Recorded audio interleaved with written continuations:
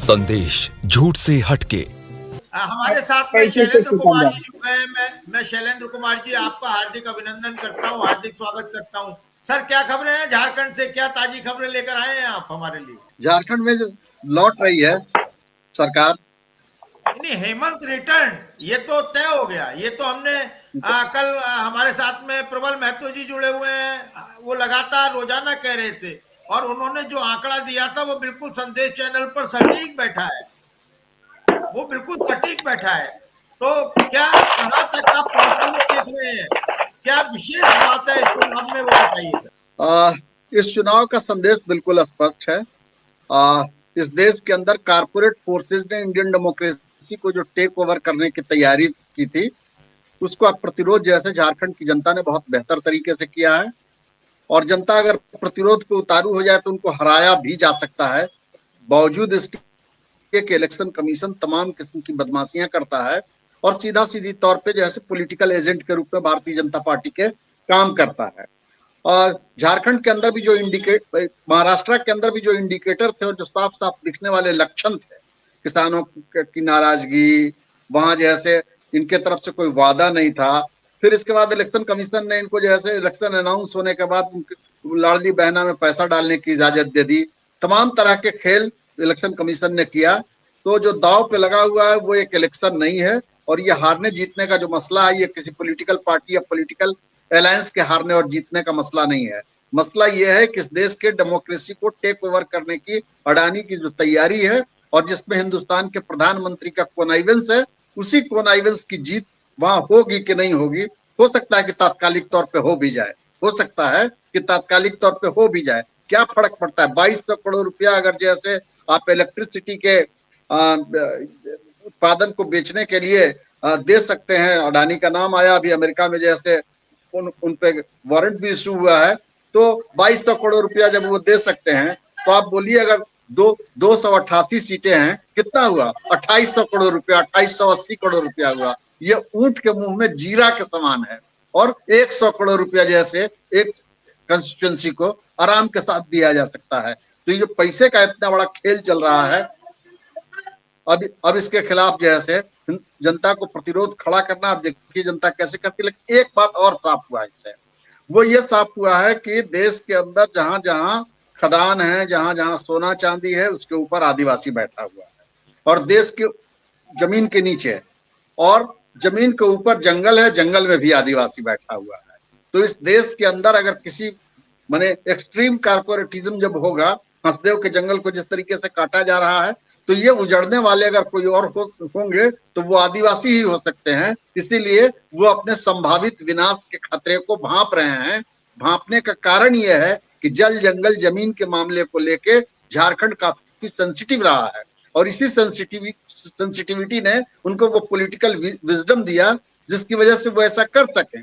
अब जब कल्पना सोरेन और हेमंत सोरेन जैसे दो बड़े लीडर झारखंड के इस चुनाव में उभर के आएंगे, तो हिंदुस्तान के अंदर प्रतिरोध करने वाली जो पोटेंशियल जनता है, जो जंगलों में रह रही है, उस जनता को एक नया लीडरशिप भी मिल सकता है। इसकी संभावना झारखंड के आंदोलन, झारखंड के जीत को हम इस मामले में सिग्निफिकेंट देख रहे हैं। और ऐसे भी जो कारपोरेट ट्रैपिंग में नहीं फंसा है, जो अपनी आइडेंटिटी के साथ आज भी बंधा हुआ है, जिसकी सामुदायिकता आज भी जिंदा है, और जो जीवन की एक नई पद्धति जीने, हम लोग जैसे आमतौर पे हम लोग क्या कहते हैं, हम लोग नहीं समझ सकते हैं आदिवासियों के माइंडसेट को। हम लोग कहते हैं कि बहुत दूर जाना है, जरा जल्दी जल्दी चलो भाई, इतना धीरे धीरे चलोगे तो कैसे होगा। अब झारखंड में हमारे क्या एक गीत है कि सहिया के घर बड़ी दूर, जरा धीरे चलो। मतलब दोस्त का घर बहुत दूर है, जल्दी जल्दी चलोगे तो थक जाओगे, इसीलिए वो कह रहा है कि धीरे चलो। ये एकदम उलट फिलॉसफी है, ये हमारे और आपके दिमाग में नहीं आ सकता है कि जल्दी मैंने कहीं दूर जाना है तो जल्दी चलिए। मतलब दूसरे शब्दों में कहें तो गालिब कह रहे हैं कि आशिकी सब्र तलब और तमन्ना बेजार है। तो ये कह रहा है आदिवासी अपने विजडम से। तो इस लिहाज से बहुत सिग्निफिकेंट है झारखंड के अंदर जीतना।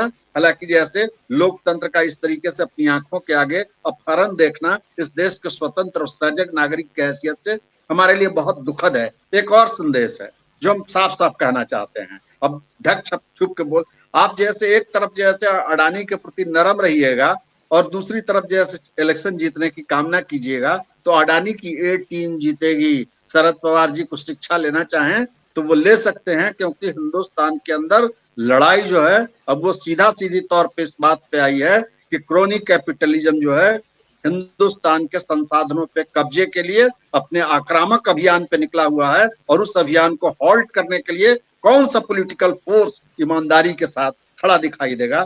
राहुल गांधी कंसिस्टेंटली और लगातार ईमानदारी से इस सवाल पे बोल रहे हैं, और उसी के इर्द गिर्द अब पोलराइजेशन होने वाला है। आप पॉलिटिकल वैसिलेशन से और यथा स्थितिवादी राजनीति से इनको पराजित नहीं कर सकते हैं। इनका पराजय जैसे हिंदुस्तान के सड़कों पे होगा, और हिंदुस्तान के सड़क पे जनता देर सवेर निकलेगी। असल में उनको लीड करने वाले फोर्सेज को यह साबित करना होगा कि वो क्रेडिबल हैं और वो अडानी, अंबानी या जैसे कंपनीज के दबाव में नहीं है। तो इसी राजनीतिक ध्रुवीकरण का जन्म जैसे इस चुनाव में हार हो कि जीत हो, वो निकलने वाला है। क्योंकि वो धर्म के नशे में सोई हुई है जनता, लेकिन आप नशे में कितने देर रह सकते हैं। भूख एक ऐसा नस्तर है जो आपके पहलू में चुभ जाता है, जो आपकी नींद को बीच बीच में तोड़ता रहता है। बेरोजगारी एक ऐसा नस्तर है जो आप नींद में गाफिल होते हैं, धर्म का नशा आप पे सवार होता है, फिर भी वो चुभता तो है ही, और जब जब वो चुभता है तो आपकी नींद खुलती है। तो खुमार से जगी हुई जनता थोड़ा बहुत जैसे रिएक्ट करती है, और फिर वो धर्म के नशे में सोना चाहती है। लेकिन मुझको मालूम है कि जिंदगी हर हमेशा धारणाओं से शक्तिशाली होती है, तो जिंदगी उनको पराजित करेगी, और ये पराजय इलेक्शन से ज्यादा हिंदुस्तान के सड़कों पर। जी सर, देखिए मुंबई की जनता जो है, महाराष्ट्र की जनता जो है, वो जो कैश बटा, जो अब देखिए लाडली बहना योजना वहां पर थी, उसने काम किया। झारखंड में मैया योजना ने काम किया। ये निश्चित तौर पर इन दोनों योजनाओं ने अपनी अपनी जगह मतलब काम किया। लेकिन जो वहां पर वितरण हुआ है महाराष्ट्र में, और जिस तरह से वहां पर पैसे का खुला मतलब वितरण हुआ है, नंगा नाच हुआ है, वो पूरे पूरे देश ने देखा है, पूरी दुनिया ने देखा है। और लेकिन कॉरपोरेट ने तो कब्जा कर लिया महाराष्ट्र में, झारखंड में नहीं कर पाया।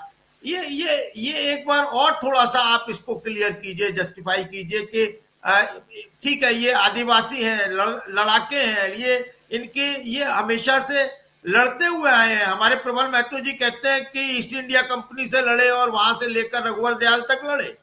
सर लड़ाई का मादा है।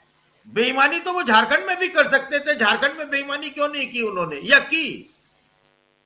पीपुल्स प्रोटेस्ट की भी संभावना थी। दूसरी बात है कि जैसे डेमोक्रेसी का भरम बनाए रखने के लिए बहुत चालाक और धूर्त लोग हैं। एक ले लो, एक दे दो। ले लो वो जिसमें तात्कालिक जैसे इंटरेस्ट फंसा हुआ है, वहां जैसे धारावी फंसा हुआ है, 1000 एकड़ जमीन फंसी हुई है, और तमाम तरह की चीजें फंसी हुई हैं। तो इमीडिएट जैसे स्टेक पे जैसे वो महाराष्ट्र था, झारखंड में भी बहुत सारे, बिल्कुल बिल्कुल 1 मिनट में खत्म करते हैं। तो झारखंड में भी जैसे स्टेक पे बहुत चीजें थी, लेकिन वो तात्कालिक नहीं है, जस्ट इमीडिएट नहीं है। इस घटना के बाद तो विदेश में अब इनको कोई काम नाम मिलने से रहा, तो मुंबई इनके उम्मीद का एक जैसे बड़ा जगह है। और अडानी के ध्वस्त होने का मतलब है मोदी जी का भी ध्वस्त होना। लोग अक्सर कहते हैं, एक बात हम और खाली कह देना चाहते हैं, लोग अक्सर कहते हैं कि मोदी जी ने मीडिया मैनेज कर लिया। मैं इससे इत्तेफाक नहीं रखता हूं। लहर पेप्सी ने अपने लिए मीडिया कभी नहीं मैनेज किया। वो तो मोदी जी तो कारपोरेट के पॉलिटिकल प्रोड्यूस हैं, और जो प्रोड्यूस करने वाला है बेचने का जिम्मा उसका होता है। वो बताता है यही है right choice baby, right choice Pepsi है। चचा अमेरिका में रहते हैं, गटागट पेप्सी पीजिए और पी के जेंटिलमैन हो जाइए। इलेक्शन में उन्होंने 14 के कहा यही है राइट चॉइस बेबी, इस राइट चॉइस को टिक करो और देखो कि जैसे तुम्हारे अकाउंट में 15 लाख आता है कि नहीं। फिर उन्होंने कहा कि इस राइट चॉइस को टिक करो और देखो कि पाकिस्तानी मुंडियां हिंदुस्तान के सड़क पे लुढ़कती हैं कि नहीं। तो मैंने लोगों से कहा कि जनाब ऐसा है कि वो मंच पे तो जादूगर के हेड से जरूर कबूतर निकलता है, लेकिन असली जिंदगी में जादूगर के हेड से कबूतर कब निकलता है? हम लोग सब हैट लेके खड़े हैं, कब इसमें से कोई कबूतर निकल के उड़ने वाला है? कोई कबूतर वबूतर नहीं निकलेगा। खेल खत्म, पैसा हजम। और कारपोरेट ने अभी तक अपने प्रोडक्ट को बेच के जितना पैसा नहीं बनाया, उससे ज्यादा उसके पॉलिटिकल प्रोड्यूस ने उसको पेमेंट किया।